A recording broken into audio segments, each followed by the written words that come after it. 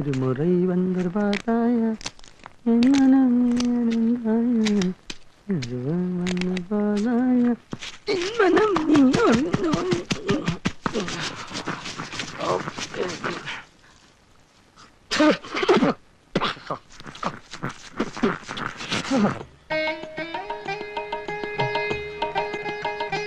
തിരുമേനി, ഈ സാധു പ്രാണിക്ക് തീ പൊള്ളുന്ന പനിയാണ്. നമ്മുടെ ക്രോസിനാദി വടകം റെഡിയായോ? ക്രോസിനാദി വടകം റെഡി ആയിക്കൊണ്ടിരിക്കണു. 6 നേരം വിഴുങ്ങാനുള്ളത് എടുത്തു കൊടുത്തോളൂ. അടിയൻ. 2 നേരം കഴിച്ചാൽ തന്നെ പനി മാറും. എന്നാലും മരുന്ന് നിർത്തണ്ട. ഈ ക്രോസിനാദി വടകം എന്ന് പറയുന്നത് 17 പച്ചമരുന്നുകളുടെ ഒരു അപൂർവ സംഗമ. ഒരു കാര്യം മറക്കണ്ട, പരമാനന്ദ ഗുരുവിനെ മനസ്സിൽ ധ്യാനിച്ച് വേണം സേവിക്കാൻ. എഴുന്നേറ്റോളൂ. അടുത്ത ആള് വരൂ.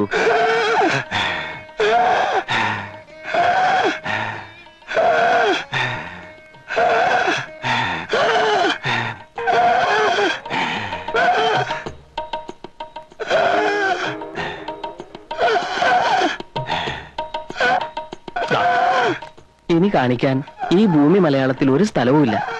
ഓരോ മരുന്ന് കഴിക്കും തോറും വലിവ് കൂടാന്നല്ലാതെ കുറയണില്ല. കുറയില്ല. മുജ്ജന്മ ബാബ, ഇപ്പോഴെങ്കിലും ഇവിടെ എത്തിയത് ഭാഗ്യായി. ഞാൻ ഏറ്റു.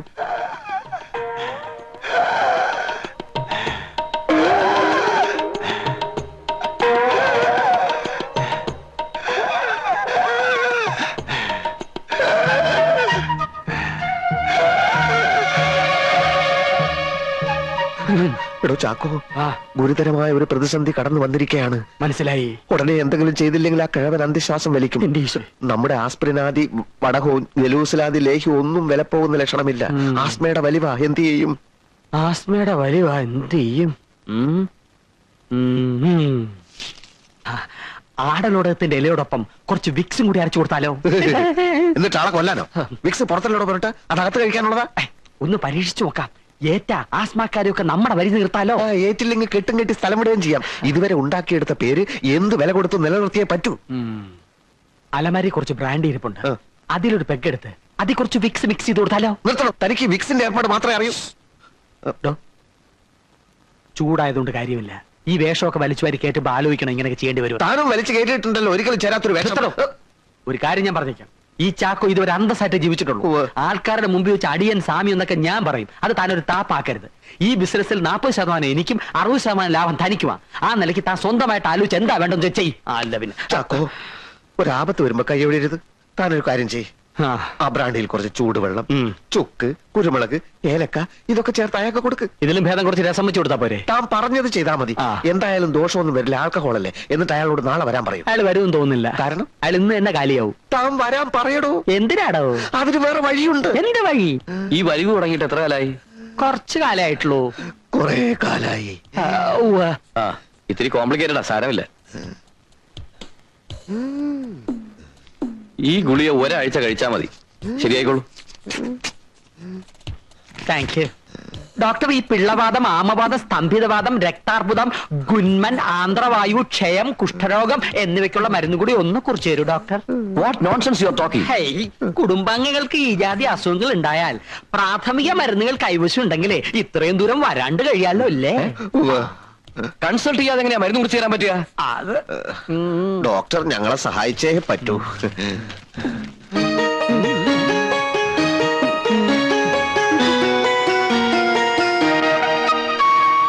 എന്തിനാ ഇത്രയും മരുന്ന്?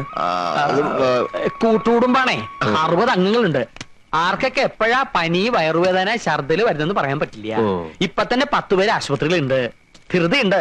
പണം എത്ര വെച്ച് പറയാ?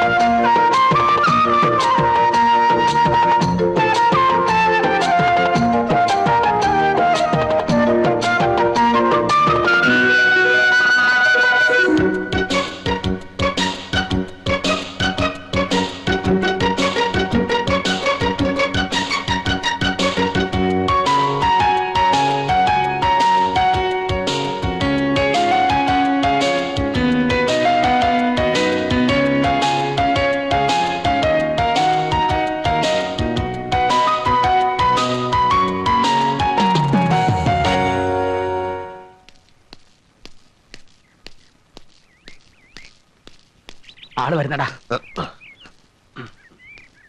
എത്ര ലക്ഷം രൂപയായാലും കൊടുക്കാൻ പറഞ്ഞ കൊടുക്കാൻ പറഞ്ഞാ കൊടുക്കാൻ. ഇതെന്താ സ്കൂളിൽ കിട്ടുന്ന ഉപ്പാവാണോ? അങ്ങനെ പറയരുത് സ്വാമി. ഇപ്പൊ തന്നെ 20 ലക്ഷം റുപ്യ അനാഥ മന്ദിരത്തിന് പുളിങ്കുരു വേണ്ടി കൊടുക്കണ പോലെ കൊടുത്തില്ലേ? ഇനിയും കൊടുക്കും. എനിക്ക് എന്തിനാ കാറും ബംഗ്ലാവും ഒക്കെ? അങ്ങനെ ഒരു ജീവിതം നാം കാക്ഷിക്കുന്നില്ലല്ലോ. അതറിയാം. എന്നാലും ഇന്ത്യയിൽ തന്നെയുള്ള നമ്മുടെ മറ്റാശ്രമങ്ങൾ സന്ദർശിക്കാൻ സ്വന്തമായ ഒരു വിമാനം വാങ്ങിച്ചൂടെ? എത്ര കാലം എന്ന് വെച്ചിട്ടാ സമയനിഷ്ഠയും വൃത്തിയും ഇല്ലാത്ത നമ്മുടെ സർക്കാരിന്റെ വിമാനത്തിൽ യാത്ര ചെയ്യാ? വിമാനം വേണേ 1-2 വാങ്ങിക്കാം. ബാക്കിയുള്ള കാശ് അനാഥ മന്ദിരത്തിന് കൊടുക്കാലോ. അനാഥ മന്ദിരത്തിലേക്കുള്ള കൊടുപ്പും നിർത്തിക്കൂടെ? ഏതാനും ചില ലക്ഷങ്ങൾ സ്വാമിയുടെ ബന്ധുക്കൾ കൊടുത്തൂടെ? എനിക്ക് ബന്ധുക്കളും. ലൗകിക ജീവിത കാലത്ത് ഞാനൊരു പെൺകുട്ടിയെ സ്നേഹിച്ചിരുന്നു. ഇപ്പൊ എനിക്ക് ഏത് ബന്ധുക്കൾ? തമിഴിലൊരു ചൊല്ലുണ്ട്, തമ്പി ഉനക്ക് എതുക്ക് ബന്ധുക്കൾ ശത്രുക്കൾ. കേട്ടിട്ടില്ലേ? ഇല്ല. എന്നാ ഇപ്പൊ കേട്ടോളൂ. നടപ്പിന് ലേശം വേഗത കൂട്ടുക. കാത്തിരിപ്പുണ്ടാവുക രോഗികള്. ഓ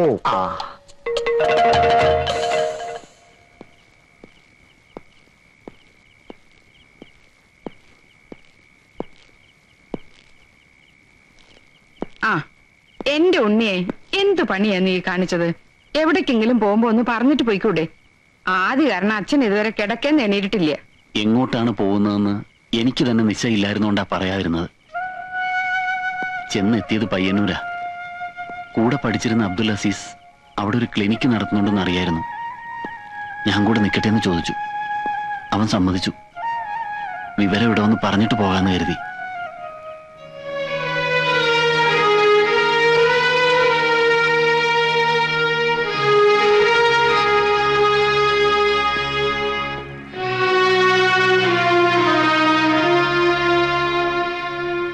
വേറെ വഴിയില്ലച്ചാ.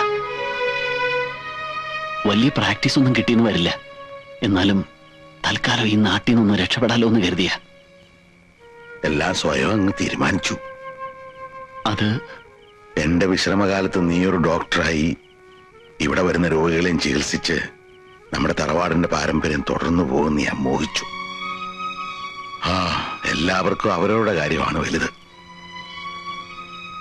32 കൊല്ലം ഉപ്പും ചോറും കൊടുത്തു വളർത്തി നിന്റെ ചേട്ടൻ എന്നെ ഒരു ശത്രുവായി കണ്ടി പടിയിറങ്ങി. നീ ഇപ്പോ വയസ്സായ ഞങ്ങളെ രണ്ടുപേരെയും വിട്ടുപോവായി. ഒന്നും ആലോചിക്കാഞ്ഞിട്ടല്ല ചാ. ഇനി എന്ത് വിശ്വസിച്ചാ ഞാൻ ഈ നാട്ടില്? നീ പഠിച്ച വൈദ്യശാസ്ത്രത്തിൽ നിനക്ക് വിശ്വാസമുണ്ടോ? ഉണ്ട്. എങ്കിൽ എവിടെയും പോണ്ട. എനിക്കറിയാം നടന്നതൊക്കെ ചതിയാണ്. ഞാൻ വഴി കണ്ടുവച്ചിട്ടുണ്ട്. നീ സമാധാനിക്ക.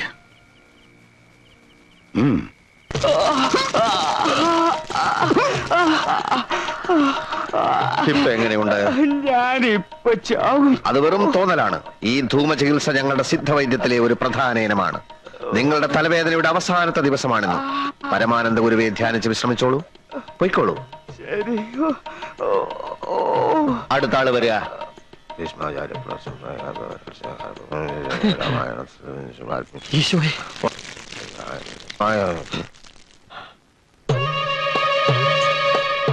ബന്ധങ്ങളുടെ കെട്ടുപാടുകൾ പൊട്ടിച്ചെറിഞ്ഞ് സർവസംഘ പരിത്യാഗിയായി ജീവിക്കുന്ന ഒരാളാണ് ഞാൻ. ഇവിടെ വന്ന് എന്റെ സ്വൈര്യം കെടുത്തരുത്. ഞാൻ ബന്ധുവായിട്ടല്ല രോഗിയായിട്ടാ വന്നിരിക്കുന്നത്. എന്റെ ഇടത് കൈ നിർജീവമാണ്. അങ്ങ് വലിയ സിദ്ധവൈദ്യനാണല്ലോ. സെക്കൻഡ് വെച്ച് രോഗങ്ങൾ മാറ്റുന്ന സിദ്ധവൈദ്യൻ. എന്റെ ഈ കൈ ഒന്ന് ജീവനുള്ളതാക്കി തരണം. ഇടഞ്ഞു നിൽക്കുകയായിരുന്നെങ്കിലും ഒടുക്കം വൈദ്യർക്കൊരു രോഗം വന്നപ്പോ സ്വാമിയുടെ അടുത്ത് തന്നെ വരേണ്ടി വന്നല്ലോ. അതാ ദൈവത്തിന്റെ കളി. കൈ കുഴഞ്ഞു പോയ ഒരു രോഗിയെ കണ്ടാൽ എനിക്ക് മനസ്സിലാവും പരീക്ഷണത്തിനാണ് വന്നതെങ്കിൽ അത് വേണ്ട. സ്വന്തം കൂടപ്പിറപ്പിന്റെ കഞ്ഞികൂടി മുട്ടിച്ച് നിന്നെ ഒരു പാഠം പഠിപ്പിക്കാൻ തന്നെ വന്നതെന്ന് കൂട്ടിക്കോ. ഓഹോ, അപ്പൊ അതൊക്കെയാണ് രോഗത്തിന്റെ ലക്ഷണങ്ങൾ. നമുക്കിത് നിഷ്പ്രയാസം മാറ്റിക്കളയാം. ആദ്യം എന്റെ ഗുരുവിനെ വന്ദിക്കണം, പിന്നെ എന്നിൽ വിശ്വാസം അർപ്പിക്കണം. എനിക്ക് പൂർണ്ണ വിശ്വാസമാണ്. എങ്കിൽ മിനിറ്റുകൾക്കകം ഈ കൈ വീശി വീശി നിങ്ങൾ ഇവിടുന്ന് തിരിച്ചു പോകും.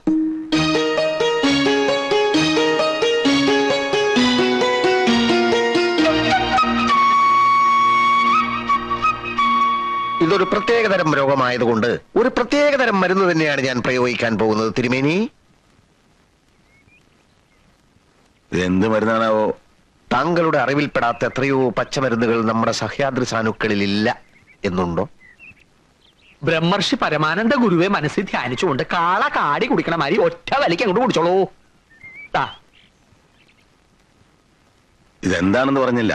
അതൊരു രോഗി അറിയേണ്ട കാര്യമല്ല. വിശ്വാസമാണ് പ്രധാനം. പിന്നെ താങ്കൾ ഒരു വൈദ്യൻ കൂടി ആയതുകൊണ്ട് ഞാൻ സത്യം പറയാം. ഇത് ഉമ്മത്തിൻ കായ അരച്ചു കലക്കിയതാണ്. എടാ ദ്രോഹി, ഇരിക്കാനാ പറഞ്ഞത്. ഇവിടെ എന്റെ നിയമമാണ്. മരുന്ന് കുടിക്കൂ. ഉമ്മത്തുംകായ അരച്ച് കലക്കി കുടിച്ചാൽ ചത്തുപോകുന്ന ആർക്കാണ് അറിഞ്ഞുകൂടാത്തത്? ഉമ്മത്തിൻകായ വിഷമാണെന്ന് എല്ലാവർക്കും അറിയൂ. പക്ഷെ ഈ പ്രത്യേക വാതരോഗത്തിന് ഉമ്മത്തിൻകായ ഔഷധത്തിന്റെ ഫലം ചെയ്യുന്നു പലർക്കും അറിയില്ല. ഓഹോ, എന്നാ തിരുമേനി ഇതിന്നൊരു കവളം കൊണ്ട് കുടിക്കുക. എന്നിട്ട് ഞാൻ കുടിച്ചോളാം. വാതരോഗം ഇല്ലാത്തയാൾ ഇത് കുടിച്ചാൽ അപ്പ തട്ടിപ്പോകും. താങ്കൾക്ക് വാതരോഗമുണ്ടല്ലോ, അതുകൊണ്ട് ധൈര്യമായി കുടിച്ചോളൂ. കഴിക്കൂ.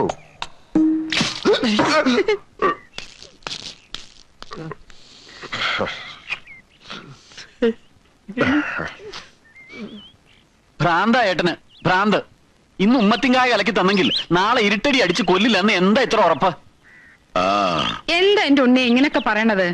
സ്വന്തം അച്ഛനോട് ഏതെങ്കിലും മക്കൾ അങ്ങനെ കാണിക്കോ? പിന്നെ എന്താ ഇപ്പൊ കാണിച്ചേ? അത് കുടിച്ചിരുന്നേ കെട്ടിയെടുക്കേണ്ടി വരില്ലായിരുന്നു തന്നെ. ഛേ, നിങ്ങൾ ആരും കരുതും പോലെ ഒരു വിദ്യാസുരനോ ദുഷ്ടനോ ഒന്നും അല്ല കുഞ്ഞീഷൻ. തങ്കപ്പെട്ട മനസ്സാ അവന്റേത്. ഇതുപോലെ ഓരോ താന്തോന്നും തനങ്ങൾ കാണിച്ച് നാട്ടുകാരെയും തല്ലി മേടിക്കുമ്പോ തങ്കം ചെമ്പാകും. ഏയ്, അവൻ ഏതോ ഗുരുവിന്റെ നിന്ന് വരം കിട്ടിയിട്ടുണ്ടെന്നുള്ള കാര്യം ഉറപ്പാ. അളിയൻ ആ കള്ളച്ചക്കന് വക്കാലത്ത് കിടക്കുക. കഴിവുകളെ പ്രശംസിക്കാൻ ശിവശേഖരൻ ഒരിക്കലും അമാന്തിച്ചിട്ടില്ല. ആ, അതവിടെ നിൽക്കട്ടെ. ഇവിടെ ഇപ്പൊ സംഗതി ഒന്നും ആയിട്ടില്ല. പന്തലുകാരൊക്കെ ഏർപ്പാടാക്കിയോ താൻ? എന്തിന്? കല്യാണം ഇനി അടുത്തില്ലേ? ഏത് കല്യാണം? ഏത് കല്യാണമെന്നോ? ആങ്ങളൊക്കെ ഇത് എന്താ പറ്റിയേ? ഉണ്ണിയുടെ ഇന്ദുവിന്റെയും കല്യാണേ? ഓ, കല്യാണം കല്യാണം മംഗളസുഭേ വക്ഷസ്ഥലേ കൗസ്തുഭം ധർമ്മ സംസ്ഥാപനാർത്ഥായ സംഭവാമി യുഗേ യുഗേ. അമ്മാവാ, ഓടാ ആങ്ങളെ ഓടി. ശിവശങ്കര, പോടും.